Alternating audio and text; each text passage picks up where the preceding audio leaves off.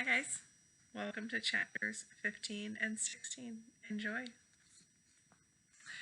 Jonas entered the annex room and realized immediately that it was a day that he would be sent away. The giver was rigid in his chair, his face in his hands. "I'll come back tomorrow, sir," he said quickly. And then he hesitated. "Unless maybe there's something that I can do to help." The giver looked up, his face contorted with suffering. "Please," he gasped, "take some of the pain." Jonas helped him to his chair at the side of the bed, and then he quickly removed his tunic and lay face down. "Put your hands on my back," he directed, aware that in such anguish the giver might need reminding. The hands came, and the pain with them and through them. Jonas braced himself and entered the memory which was torturing the giver. He was in a confused, noisy, foul-smelling place. It was daylight, early morning, and the air was thick with smoke that hung yellow and brown above the ground. Around him everywhere, far across the expanse of what seemed to be a field, lay groaning men. A wild-eyed horse, its bridle torn and dangled, trotted frantically through the mounds of men, tossing its head, whining in panic. It stumbled finally and then fell and did not rise. Jonas heard a voice next to him.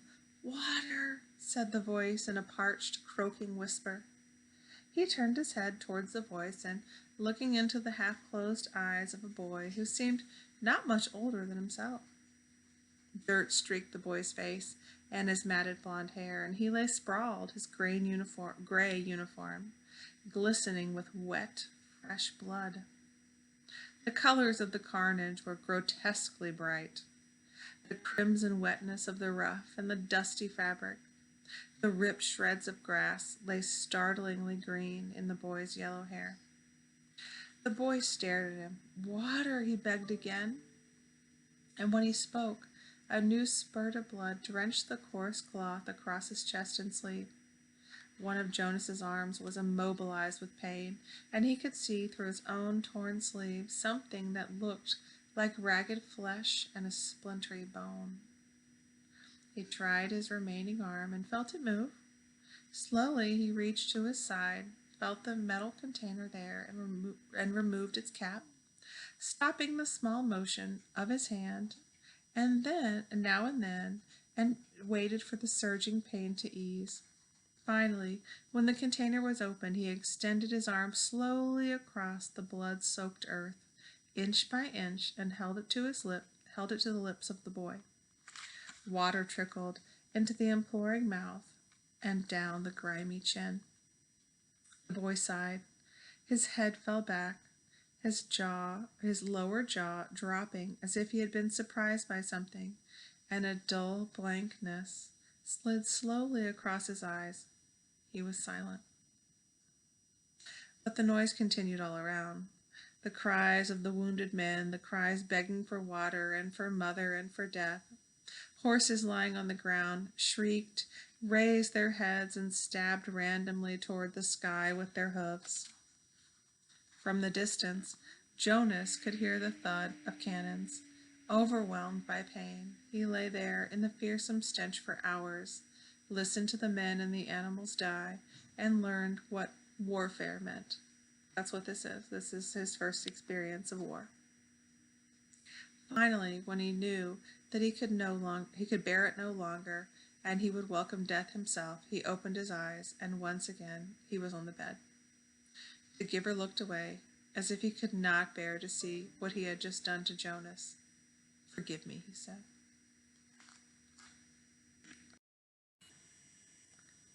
All right, guys. Chapter 16. Here we go. Enjoy. Jonas did not want to go back. He didn't want the memories, didn't want the honor, didn't want the wisdom, didn't want the pain. He wanted his childhood again, his scraped knees and ball games. He sat in his dwelling alone, watching through the window, seeing children at play, citizens bicycling home from uneventful days at work, ordinary lives free of anguish because he had been selected as others had been before him, to bear this burden. But the choice was not his. He returned each day to the annex room. The giver was gentle with him for many days following the terrible shared memory of war. There are so many good memories, the giver reminded Jonas, and it was true. By now Jonas had experienced countless bits of happiness, things he had never even known before. He'd seen a birthday party with one child singled out and celebrated on his special day, so that now he understood the joy of being an individual, special and unique and proud. He had visited museums and seen paintings filled with all of the colors that he could now recognize and named.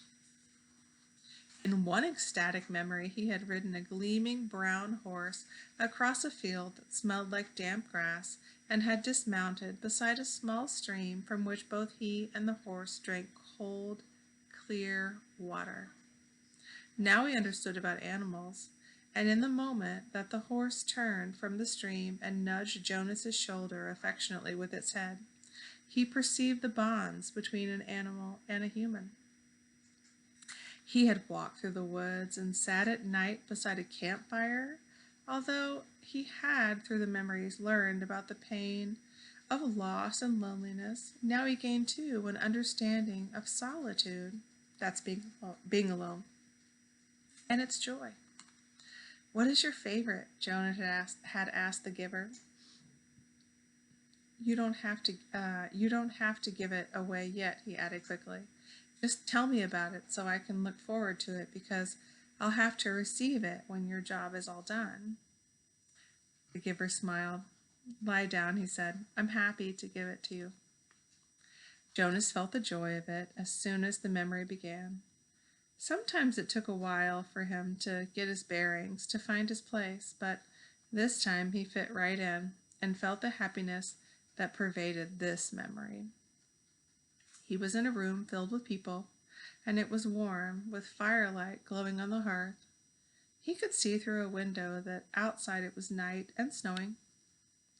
There were colored lights, red and green and yellow, twinkling from a tree which was oddly inside the room. #Christmas tree. On a table, lighted candles stood in a polished golden holder and cast a soft, flickering glow. He could smell things cooking, and he heard soft laughter. A golden-haired dog lay sleeping on the floor. On the floor there were packages wrapped in brightly colored paper and tied with gleaming ribbons. As Jonas watched, a small child began to pick up the packages and pass them around the room to other children, to adults who were obviously parents, and to an older, quiet couple, man and woman, who sat smiling together on a couch. While Jonas watched, the people began one by one to untie the ribbons on the packages, to unwrap the bright papers, open the boxes, and reveal toys and clothing and books. There were cries of delight. They hugged one another. The small child went and sat on the lap of the old woman, and she rocked him, and she rubbed her cheek against his. Jonas opened his eyes and lay contentedly on the bed, still luxuriating in the warm and comforting memory. It had all been there, all the things that he had learned to treasure. "What did you perceive?" asked the giver. "Warmth," Jonas said, "and happiness, and, let me think, family. That it was a celebration of some sort, a holiday, and something else. I can't quite get the word for it. It'll come to you." Who were the old people? Why were they there? It had puzzled Jonas, seeing them in the room. The old of the community did not ever leave to go to their special place, the House of the Old, where they were so well cared for and respected. "They were called grandparents," said the giver. "Grandparents?" said Jonas. "Grandparents. It means parents of the parents, long ago." Back and back and back, Jonas began to laugh. So actually there could be parents of the parents of the parents of the parents? The giver laughed too. That's right. It's a little like looking at yourself, looking in a mirror, looking at yourself, looking in a mirror, said the giver. Jonas frowned. But my parents must have had parents. I never thought about that before. Who are the parents of my parents and where are they? You could go look in the Hall of Open Records, said the giver. You'd find the names, but think, son, if you apply for children, then who will be their parents of the parents? Who will be their grandparents? Well, my mother and father, of course. And where will they be? Jonas thought. Oh, he said slowly. When I finish my training and become a full adult, I'll be given my own dwelling. And when Lily does, a few years later, she'll get her own dwelling, and maybe a spouse and children if she applies for them. And then mother and father, that's right, said the giver.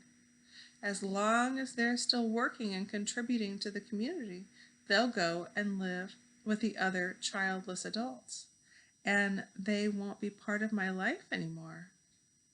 And after that, when the time comes, they'll go to the house of the old, Jonas went on. He was thinking out loud. And they'll be well cared for and respected, and when they're released, there will be a celebration, which you won't attend, the giver pointed out. No, of course not, because I won't even know about it. And then I'll be so busy with my own life, and Lily will too.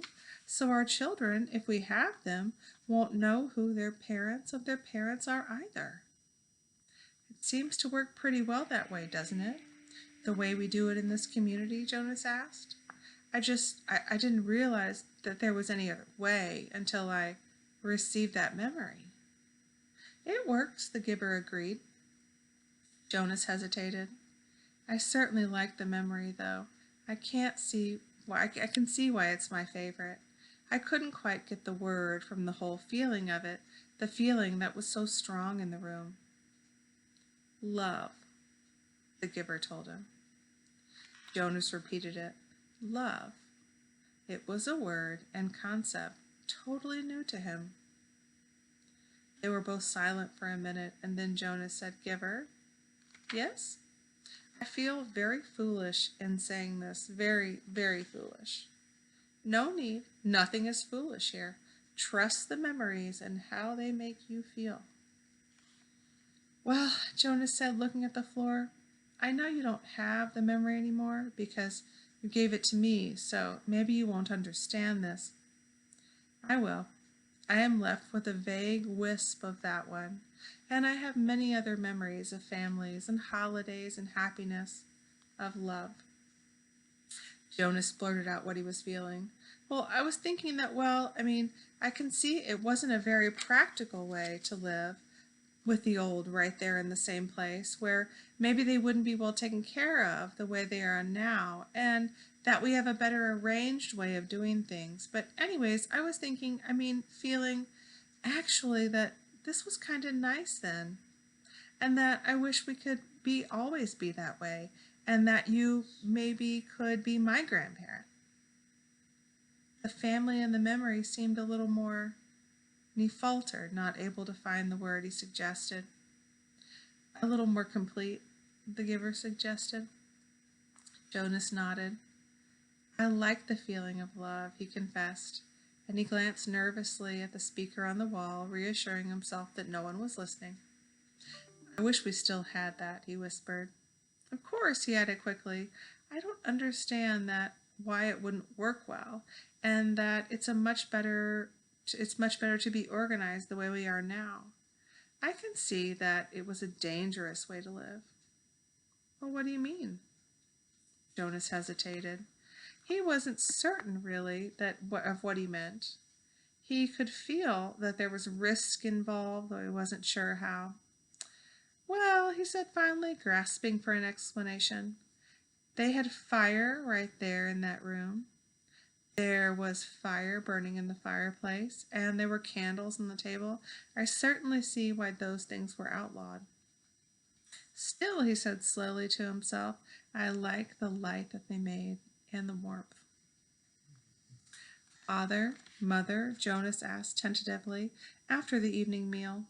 I have a question I want to ask you. What is it, Jonas? Said his father. He made himself say the words, though he felt flustered with embarrassment. He had rehearsed them in his mind all the way home from the annex. Do you love me? There was an awkward silence for a moment, and then Father gave a chuckle. Jonas, you of all people, precision of language, please. What do you mean? Jonas asked. Amusement was not at all what he had anticipated. Your father means that you used a very generalized word, so meaningless that it's become obsolete, his mother explained carefully. Jonas stared at them. Meaningless? He had never before felt anything as meaningful as that memory that the giver had given him.